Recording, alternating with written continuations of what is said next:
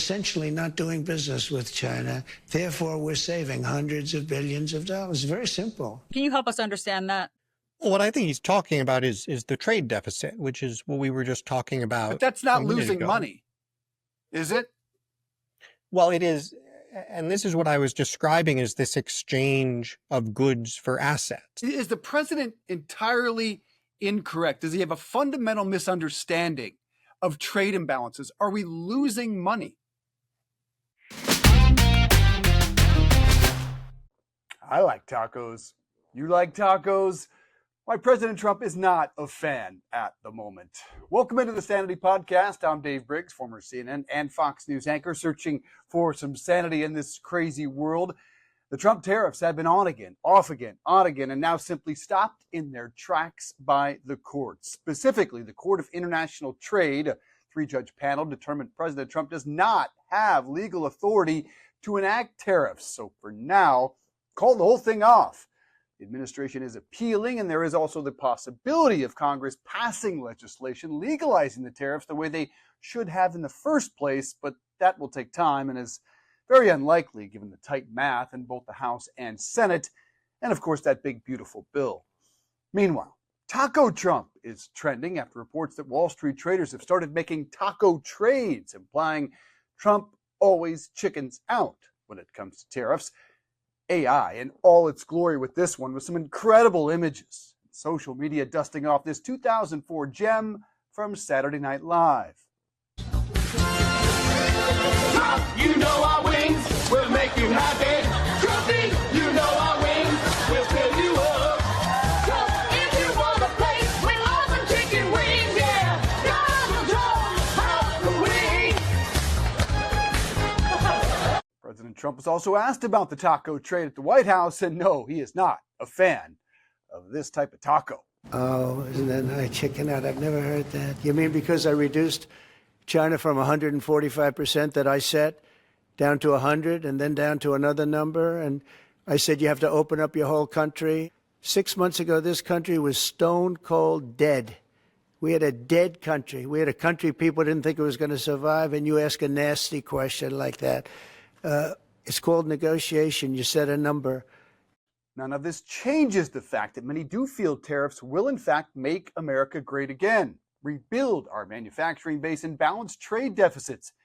Here now, the intellectual argument for the Trump tariffs. Oren Cass is the chief economist at American Compass. He writes the Understanding America newsletter. His book, out Tuesday, June 3rd, The New Conservatives, Restoring America's Commitment to Family, Community, and Industry. Oren, great to have you, sir. How you doing?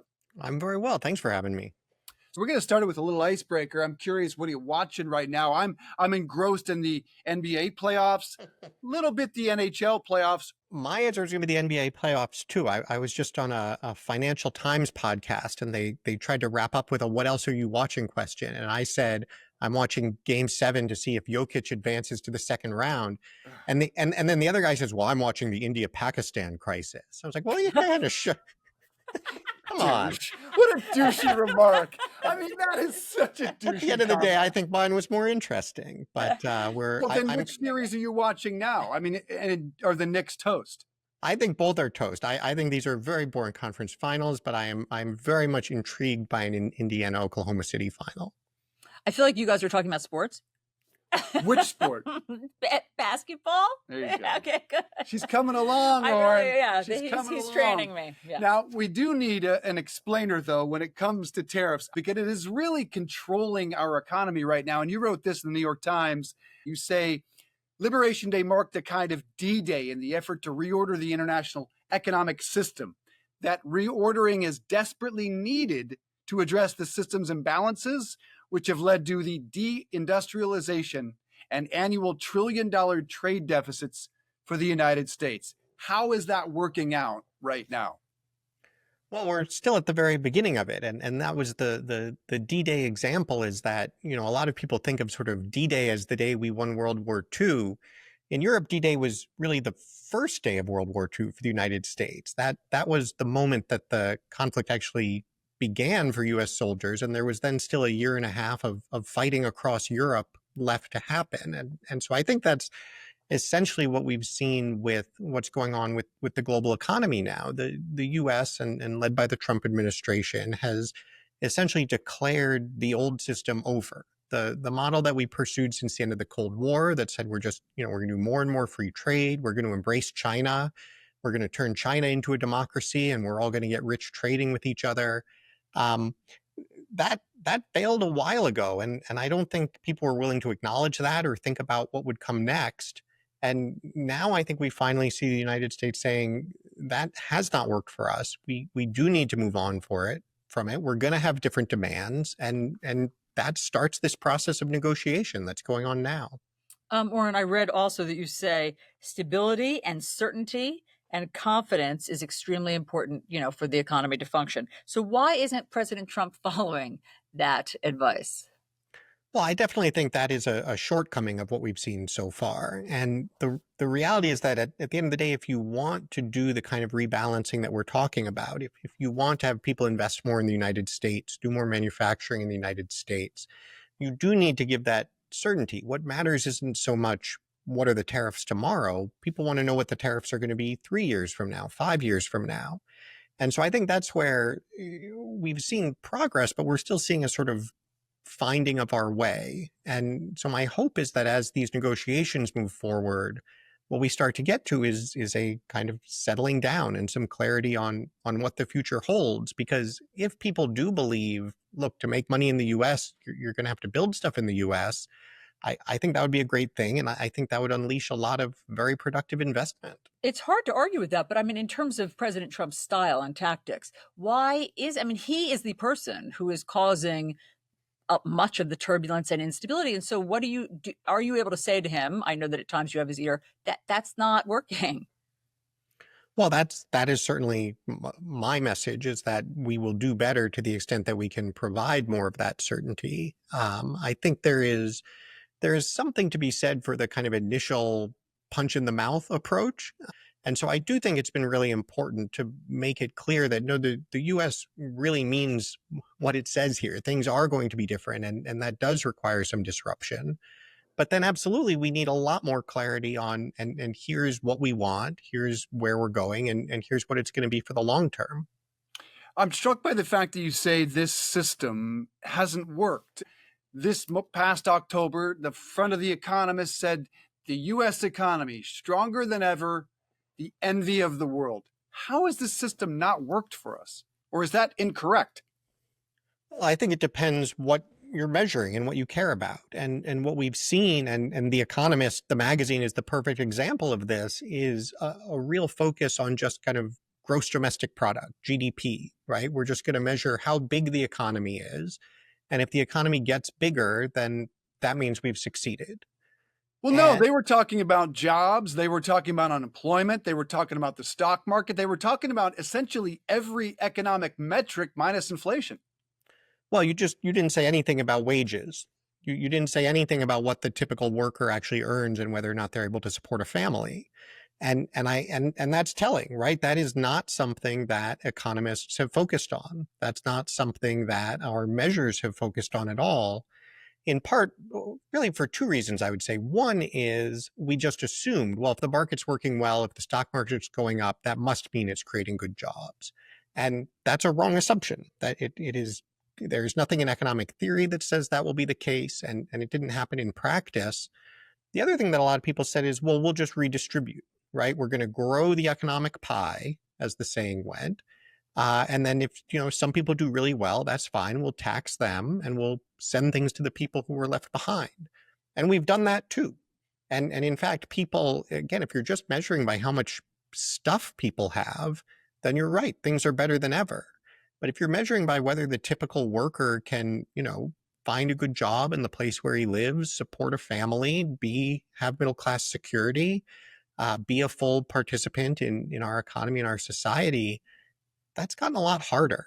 And so it's a real problem to be saying, well, we've succeeded, and anybody who's complaining doesn't know what's going on, when the people who do know what's going on are saying that's not our experience at all. It's interesting you say that because Professor Scott Galloway, who I'm sure you know, here's what he said about the fundamental Trump argument for tariffs. If these tariffs go through, your iPhone's about to go from $1,300 to $2,100. To produce it in the U.S. would cost $3,500. So we're not going to bring back iPhone manufacturing. These companies produce products on average 50 to 80% less expensively than we do, and we reinvest that prosperity in higher value add products. We import energy from Canada, we refine it, we add value to it, and we sell it at 3 times the price. So the notion that all these great jobs are going to come flowing back to the U.S. is nonsense. America doesn't want these low-paying manufacturing jobs. The basis of trade is that you do a great job of producing something for a lot less money than we do. We do another great job of producing things at a lower cost than you can. It tends to be our products are high value add, very high margin. NVIDIA chips have 50, 60 points of profit margin. Mercedes operates at 8% profit margin. So for every dollar we make, we effectively get a maximum exponential shampoo effect or echo effect of much greater value. Global trade has been the unbelievable unlock for global prosperity and massive prosperity in the United States. Well, he just did a great job describing the theory. If you take an introductory economics class, that's exactly what they'll draw on the chalkboard. The problem is that hasn't happened. The idea that we're going to specialize in making some things and trade them for things that other places specialize in, that sounds great. It's not how our economy is working. And you know that because we have $1 trillion trade deficit, right? If this were actually working, then sure, things that maybe they can make cheaper in China, they would make in China. And then that would be traded for things that we make better here. And we would have better jobs doing the things we do best. But that's not what happened.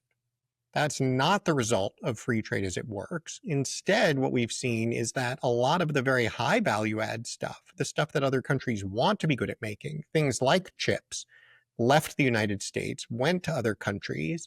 And instead of us getting some other better jobs instead, like we were promised, we just get the debt, right? Because when we don't make something to trade for the things that other countries are sending us, they're not sending it to us for free. What they're sending it to us instead, they send us the stuff and we send back pieces of paper. We send back treasury bonds. We send back corporate debt.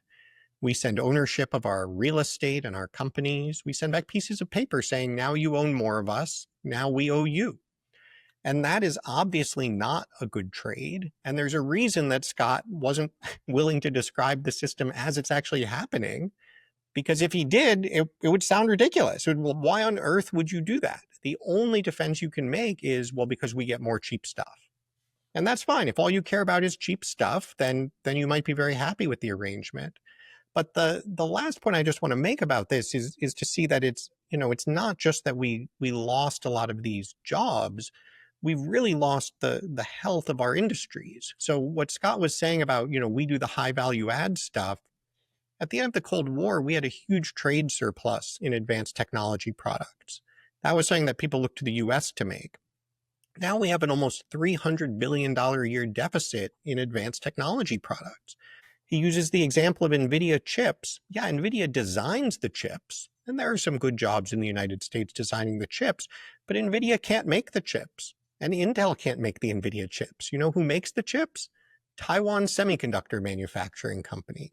And it's not because there's something special about Taiwan that, the beaches of Taiwan have silicon on them. It's because Taiwan said it wanted those jobs and we let them leave. I want to play for you how President Trump has been explaining this, because I find yours to be, frankly, easier to understand. But here is how he has explained the rationale behind this. Talking about this transition cost, how long should people expect that transition to last, Mr. President? I can't tell you that. I can tell you that we're making a lot of money. We're doing great.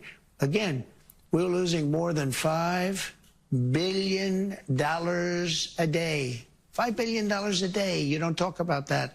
And right now, we're going to be at a point very soon where we're making money every day. Look, how soon? We were losing hundreds of billions of dollars with China. Now we're essentially not doing business with China. Therefore, we're saving hundreds of billions of dollars. Very simple. Can you help us understand that? Well, what I think he's talking about is the trade deficit, which is what we were just talking about. But that's a not minute losing ago. money, is it? Well, it is. And this is what I was describing as this exchange of goods for assets. Is the president entirely incorrect? Does he have a fundamental misunderstanding of trade imbalances? Are we losing money? Well, again, I think the question is, what do you mean by losing money? We're not losing money That's the a pretty way. simple definition. We all agree on one definition of losing money. No, because if you're talking about, for instance, a business losing money, right? When you say a business loses money, what you mean is that the cost of what they're doing exceed the revenue they receive, right? You mean they have a negative profit. Think about it, what it means if an individual does it. Let's say, you were behaving this way and you were just sort of taking out credit cards and buying stuff up on credit cards and consuming the stuff. And what you were left with was the debt. Would it be fair to say you were losing money? Not in the way a corporation loses money, but I would say, yeah, you're losing money and it is a very bad and unhealthy way to conduct business. Ben Shapiro and Senator Ted Cruz, they both agree, and they describe tariffs as very simply a tax on the American people. Are they right? Well, a tariff is a form of tax, and the question of who pays the tax at any point in time depends on a whole host of different factors. Some part of the tax is going to be paid by Americans. Some part of the tax is going to be paid by the producers of some of these things. The question would be, is that a better policy than the alternative? And if the trading system isn't working for us, if we don't really have genuine free trade, then the question that we sort of have to ask back to everyone else, the question I'd ask to you, Dave, is what should we do about it? How should we deal with China? Well, I think that's a great point, Oren, because I've always believed we should take on China with our allies, with Japan. You're going to need the whole world to take on China. Instead, it appears to me that we are sending some economies into the arms of China because we're operating on an island. Where do I have it wrong? Well, I don't think we're sending these countries into the arms of China because I don't think they want to be working with China. What we're actually seeing happening is very funny now because when you have a country like China that produces so much more than it consumes, when its economy really relies on exporting and selling these exports, it had really built its economy on selling this into the United States. And over the past few months, as the United States has said, no, we're not going to take that anymore. What has that meant? It has meant China has had to turn around and find somewhere else to sell it to instead. And so what you see now is a lot of this cheap stuff starting to flood into Japan, flood into Europe. Now, what have they done? Have they said, well, this is wonderful, we love China? No, because they know it's not sustainable either. And so now what you see is the Europeans starting to figure out what kind of barriers they have to put up against China. I think the vast majority, certainly of market democracies, are going to make the quite correct choice that they would much rather be in a relationship with a country like the United States that has much more reasonable demands and that at the end of the day is advancing the same vision of a healthy market. Oren, one of the things that I'm wondering about is, did you and or President Trump foresee some of the negative byproducts that have happened? In other words, we have all sorts of anecdotal advice here in our town of people who were small business owners. They made pet toys and then they're going to go out of business because they can't predict what they're going to have to pay or what they're going to be able to charge. Was that all baked in, or has that been a surprise? Ideally, you want to give people time for a transition. That if we want to have investment happening now, if we want to have things coming online in coming years, it doesn't really benefit anybody to sort of quit cold turkey, right? And so on one hand, we talked about the kind of punch in the mouth piece and the need to really cause some disruption and make clear that things are going to change. But then at the same time, I think whenever possible, you also want to provide a chance for that transition. And so I think you've seen the administration now, both with the tariffs generally, which they paused during these negotiations that are going on, and now with China as well, I think start to recognize that you can make these changes in the long term, but do it in ways that are less costly in the short term. And I think Because that's the right President Trump, balance I mean, to just so strike. I understand the politics of this, President Trump likes the punch in the mouth approach, and he is not afraid of disruption or chaos, obviously. And so the things that look like he's doing an about face, the things that look like he's backing down, that's him trying to soften the blow for, I mean, what is that strategy? He's a bluffer. He's the bluffer in chief. I don't know. They don't know if Oren Oh, thinks you think that. do you think there's an economic strategy behind what he's doing now? That's a good question. Well, I would describe it as mostly as course corrections. I think it's really important to say that no one has done any of this in who knows how long. And it's been very interesting to see that, essentially everybody's predictions about what would happen have been mostly disproven in all different directions. Such as what? Like, what were some of the predictions that you think have been disproven? Well, so one really interesting one is that economists for a long time have insisted that if you raise tariffs, and we don't have to get into the detailed economics of it, one of the effects is that you're going to raise the value of the dollar. But what we found was that when Trump raised tariffs, actually the value of the dollar fell. I think we've seen the same thing if you look, generally speaking, at consumer prices, at inflation thus far, at most of the economic measures. Now, we're still at the very beginning of it, but the sort of hair on fire crises that people predicted thus far have not materialized. And one thing that's really interesting to look at is things like the stock market, things like bond yields, where supposedly you have the smartest investors in the world looking out at the future and trying to project what the effects of all of this are going to be. The stock market is higher than it was on Liberation Day. Bond yields a month after Liberation Day were lower than they had been. Well, I mean, I guess my question is just in terms of real people, just to close this loop. So for the small business people who are quite worried and are having to reassess their life choices, Donald Trump, President Trump, when he was asked there by NBC, how long is this going to last? He was like, I have no idea. So is there any way to tell people how long this is going to last? And what do you say to those business people who feel like they need to close up shop? I think, what I would tell somebody is, look, to the extent that things are happening suddenly and disruptively, I think you absolutely have a right to be frustrated and concerned. To the extent that what you're seeing is an actual long-term shift in American policy and a greater focus on making things here and the kinds of jobs we have here, that's something that's going to be good for the country. And are there going to be costs associated with it? Absolutely. But it's frankly quite refreshing to have, I would say, policymakers who are willing to accept some costs, and in fact, to be honest, that there are costs. Well, as long as you're willing to sacrifice thousands of American businesses. But I do want to hit on what you just brought up. Well, wait a minute, Dave. I think we shouldn't just kind of toss that off as an aside, right? When we did free trade, when we embraced the dozen businesses that don't think they will survive the year, and I'm sure you've talked to hundreds. But Dave, my point is that when we did the other side of this, when we embraced the WTO, welcoming China into the WTO, and said free trade is great and going to be great for everybody, that had a catastrophic effect on tens of thousands of businesses, on communities across the country, on millions of workers. And I don't recall, I'm pretty sure the economists and a lot of the folks, they weren't saying like, whoa, wait a minute, too much disruption, nobody knows what they're doing. The argument then was, no, this is how the market works, and this is going to work out better for everybody in the long run. And the argument now is you can't put the genie back in the bottle. And one of the things I do want to ask you about is jobs. Scott Galloway brings this up. We're not bringing back these jobs, because Americans don't want them. We have 450,000 open manufacturing jobs right now that Americans don't want. And that number is expected to hit 2 million by 2033.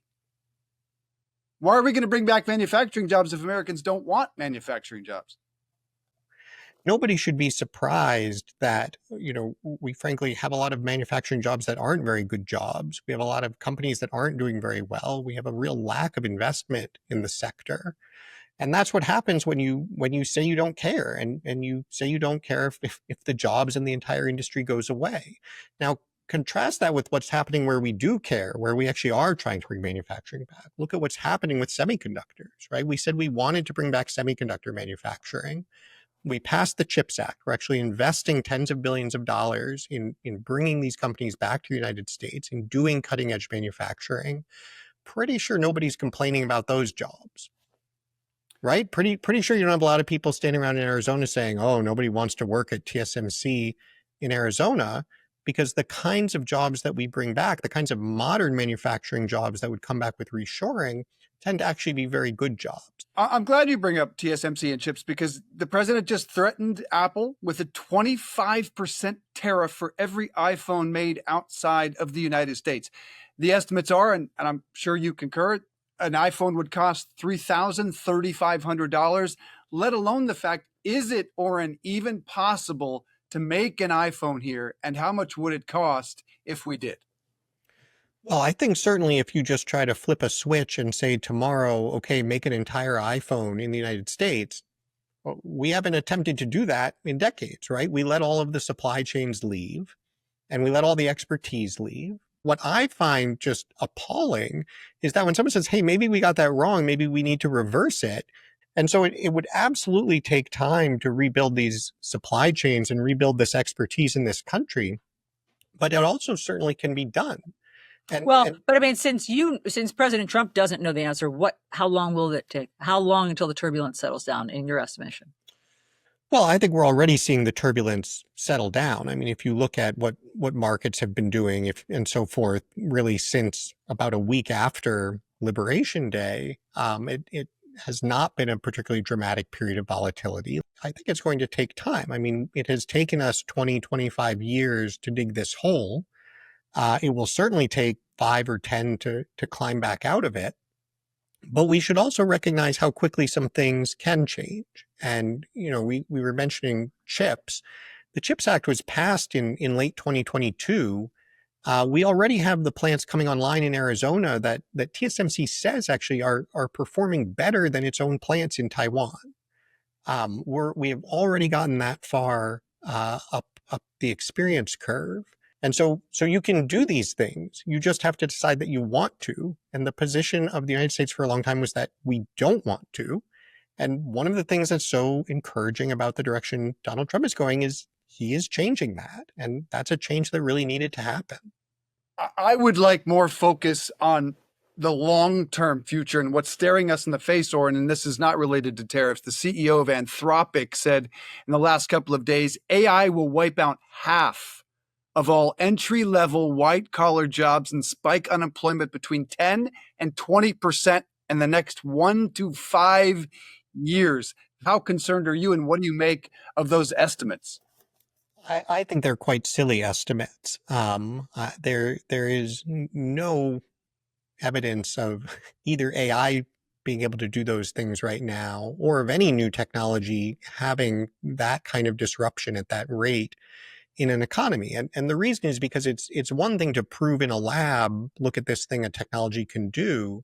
It's an entirely different matter to actually deploy it and actually commercialize it and actually make it something that the typical business can use. I mean, think about like the internet, right? That was something that they were doing in labs in the 1970s. When did we actually start to see that fully rolled out in US corporations? Probably in the late 1990s. Same goes for computer technology generally. And so I don't doubt that we'll have, cool AI demos of all sorts of stuff. But the rate at which you can actually roll something out into the real economy, change the way businesses operate, you're going to have to train someone to use the AI and so on and so forth. It happens over, typically, like these periods we were just talking about, 5, 10, 20 years. And if what you're telling me is that you're going to eliminate 50% of the jobs over 20 years, that's kind of the rate at which you want to see it happening. That's called productivity growth. And it would frankly be a very good thing for our economy if we were actually getting more productivity growth. But if there's going to be that level, that wave of job loss, then what happens? Yes, it's very true. If we wanted the same stuff as 25 years ago, 50 years ago, we would have a whole lot of people unemployed.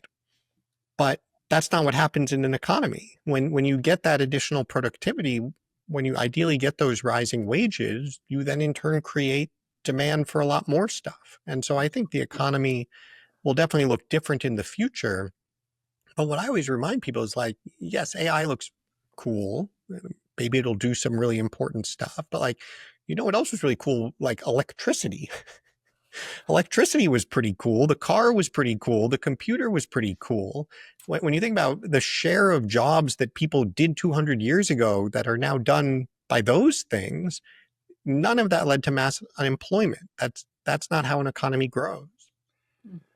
I'll tell you this, as someone who was a Republican until 2016, it is refreshing to hear the intellectual argument as opposed to what we get every day from this president. This is refreshing. We may not agree on everything, but I mean, it's helpful. I agree. Yeah. I mean, I appreciate how Oren spells out his position. I think that this is educational, informative, and respectful, which I really appreciate. But it is interesting, Oren. I mean, if we're going to talk about politics, you have worked with two of the most disparate Republicans. Mitt Romney would have changed the world, man. Had we elected that man? Mitt Romney and Trump, it's hard to think of two less similar people. What's your take on that? That's certainly true. It's hard to think of two less similar people. The one funny thing I remind people is the one exception is on the trade issue. You know, one of the ways I got into doing a lot of this work was working with then Governor Romney on trade policy and the China issue, where he was really the first one to sort of blow up the Republican consensus and say, this free trade isn't working, trade with China isn't working. We literally had Donald Trump out speaking in favor of Mitt Romney's China policy because that was the one place they agreed.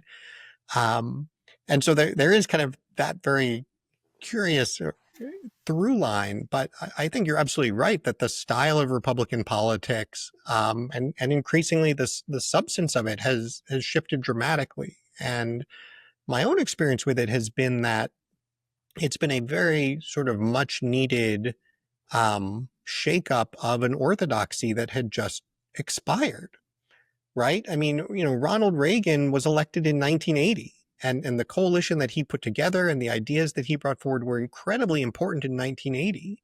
But if you're still running around in the 2010s or the 2020s, just sort of flipping through your Ronald Reagan playbook to, you know, figure out which tax cut we should pass next, you probably shouldn't expect that to be very politically effective. And you certainly shouldn't expect it to actually solve the problems that we have. And so, you know, I have the good fortune to get to work on those things with whoever is in the lead in politics and try to find a path forward. Even though you have admitted that some things that Donald Trump says drive you crazy. Oh, absolutely. I can't imagine anyone who would say there's nothing that Donald Trump says that drives them crazy. Caroline Levitt